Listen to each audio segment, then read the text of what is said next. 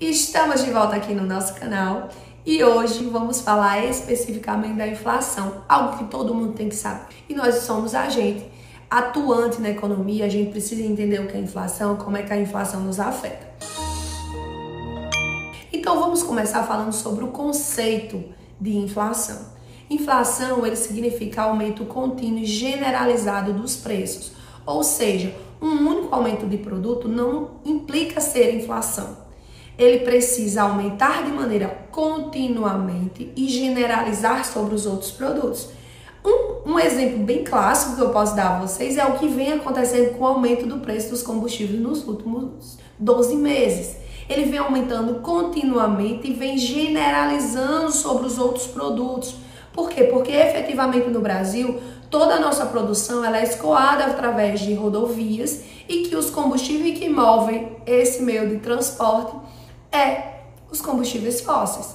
Então, o que acontece efetivamente é que esse aumento do preço da gasolina e esse aumento contínuo através desses últimos meses que a gente pode observar, acabou generalizando sobre todos os produtos e serviços que a nossa sociedade oferta de maneira geral. Então, a inflação ela tem que ter essa característica. Ela precisa aumentar continuamente para se caracterizar a inflação.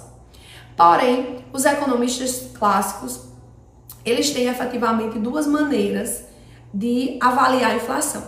A primeira é uma causa clássica da inflação que se chama inflação de demanda. Especificamente, se trata do excesso de demanda agregada na economia sobre a oferta.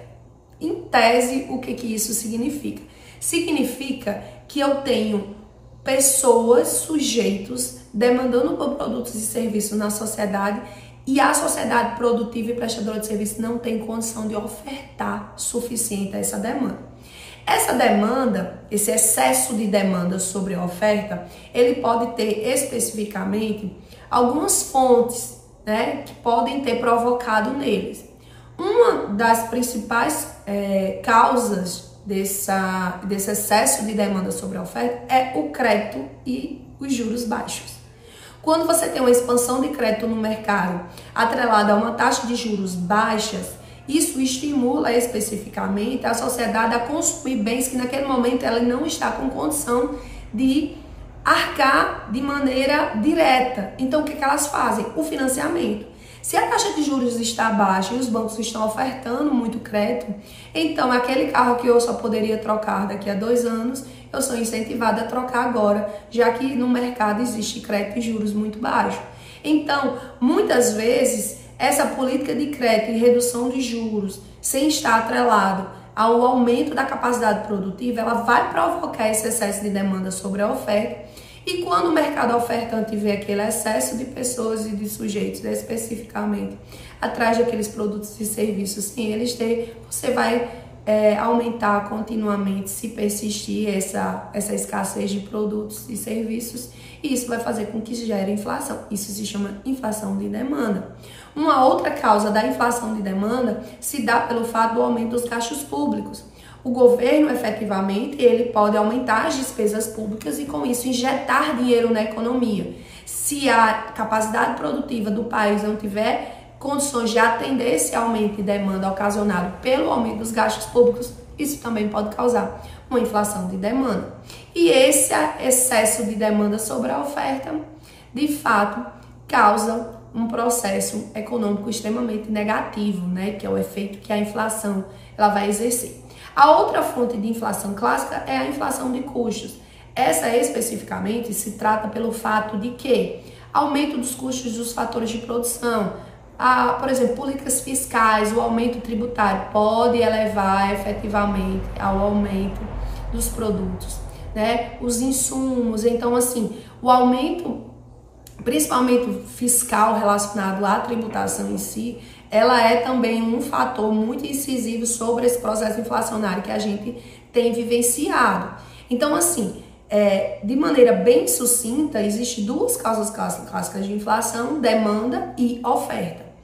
Porém, a inflação ela exerce as consequências sobre a sociedade de maneira muito pejorativa, principalmente porque uma das principais consequências da inflação é justamente a perda do poder de compra das classes baixas. A inflação, ela exerce poder sobre as classes baixas, ela transforma o pobre em miserável. Eu sempre costumo dizer isso aos meus alunos.